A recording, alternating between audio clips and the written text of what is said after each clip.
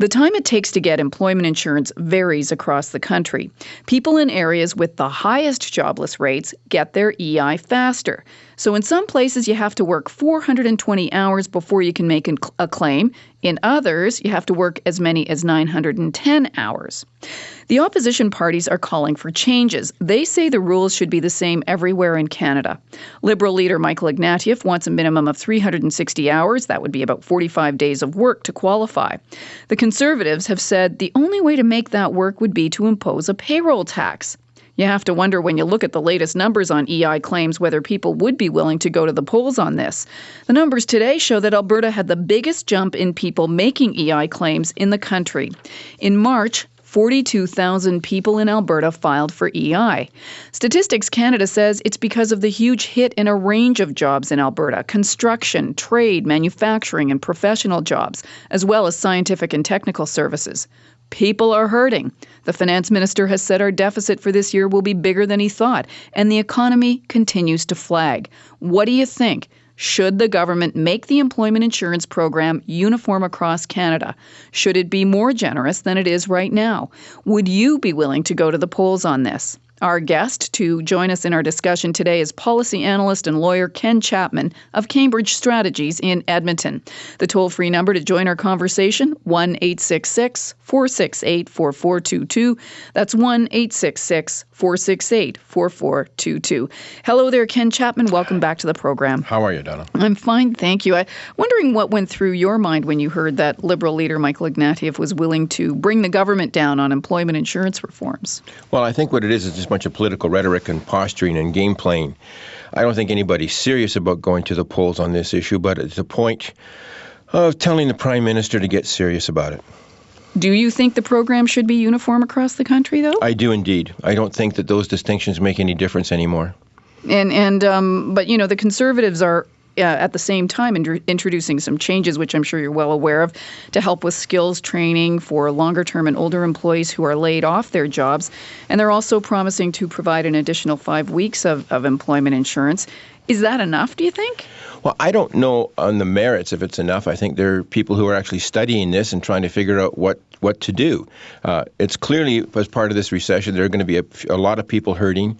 We have tools and levers to make sure we don't go to the way we did in the 30s, and I think we're showing that that's not likely to happen. With this recession, we'll turn into a depression. But the question will be, will we make it universal? Will we make it easier to use? Will we make the duration of it appropriate? And will people come out of this in better shape than they went into it? I think we're going to be seeing a big shift in the kinds of jobs that people are going to be coming back to as well. You see in the automotive sector, we're subsidizing drilling in Alberta at a tremendous rate here in terms of, I think there's been 3 pullbacks on the royalty regimes in Alberta as well. So we've left a lot of money on the table there that we could be using, and there's been no increase in the work that those drilling companies have been doing in compensation for those breaks. There's a lot of stuff going on here, and it all interrelates. The interesting question is that, are we going to get it done in time? Is it going to be appropriate? Is it going to be properly communicated and rational to people? Or is it just going to be a political football and people feel like pawns in a game? I'm in conversation with lawyer and policy analyst Ken Chapman of Cambridge Strategies in Edmonton.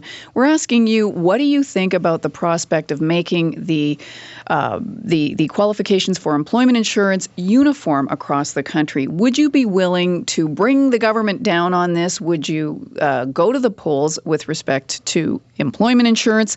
Give us a call and tell us. 1-866-468-4422. That's 1-866-468-4422.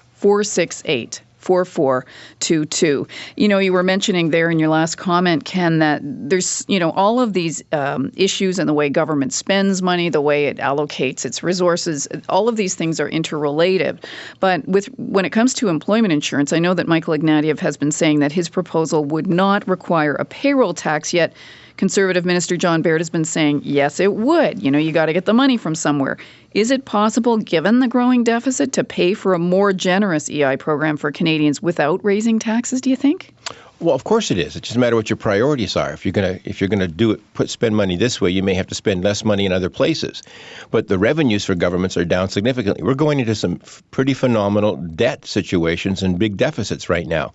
Even the estimation that we got in January at the budget time is out the window. That the Minister of Finance announced just yesterday and today that deficit's going to be an awful lot bigger than they estimated at the first instance.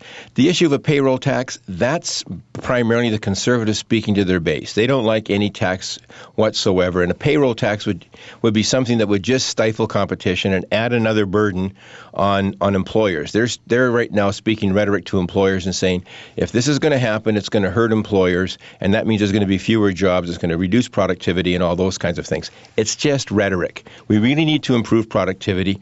We need to improve our skills. We need to have people that are adaptable and resourceful to new economic times and a new kind of economy. So retraining and reskilling people is going to be important. Big secret weapon in that is literacy. We have a very, very low literacy rate in this country for what we should have, and it's a hidden problem.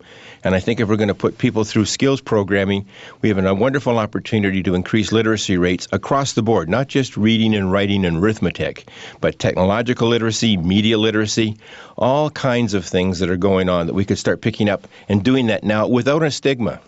Okay, let's get to our callers, and those of you who haven't called us yet and you'd like to join our discussion, we'd love to hear from you. 1-866-468-4422. Ken, we'll start with Rob, who joins us on the line in Calgary. Hi, Rob.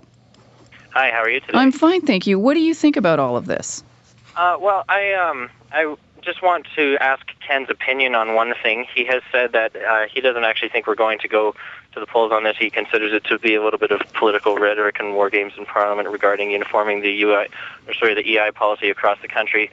But, I mean, a lot of people who I talk to are simply concerned about the fact that it costs $350 million to have an election, and they don't think that is necessarily a fiscally responsible way to spend money, given that we just had an election. We're not that much further ahead for it, really. So I'm wondering if Ken believes that if he has faith that the Prime Minister is going to budge on the issue and just grow up and allow EI policy to be uniformed across the country, or if you think that, or if he thinks that the Prime Minister is just going to, be stubborn and stick to his guns on the issue.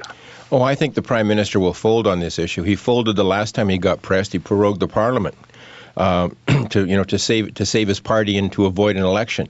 Nobody's ready for an election, and nobody wants to go for an election on this issue. I think what's happening here is that Ignatieff is saying to the Prime Minister, there's a new guy in town, and you can't bully me, and you can't beat me up, and we're no longer going to support the government blindly because we can't afford to go to an election. We're not ready, willing, or able as the Liberal Party. I think that they're ready and willing. I don't know if they're able yet, but they're sure sending a different kind of message that we're not going to be just run roughshod over with just bad politics. So I think that if it can happen, I think it'd be a tragedy if it happened and if it got out of hand. But there's a game of chicken going on right now, and the cars have just started to drive towards each other. We'll see what happens over time. And what goes through my mind when I hear Rob talk about this is, it makes me wonder about the selection of issues on which to bring the government down. Michael Ignatieff is obviously looking very good in the polls right now. Is this the only issue that he could have picked to stake out his turf and to champion the cause before the Canadian people on? I mean, it's an interesting choice that he has made in which to want to bring the government down. It seems. I don't think he wants to bring the government down, Donna. I think what he's talking about here is this, saying this has to change, and if you think that we're soft on this and we're going to fold, we're not going to fold. And if it causes an election, it'll be who gets blamed for the election. If it happens now, we do not need to spend the money or the time or the effort on an election. We've just had that. People want to see this government work, see this Parliament work, and they've got bigger problems to solve than their own little ego trips about whether or not we're going to have an election. I think people would be very upset at all of the parties if they had an election now. Sorry, Rob, go ahead. I said, well spoken. Thank you very much. Thank you, Rob.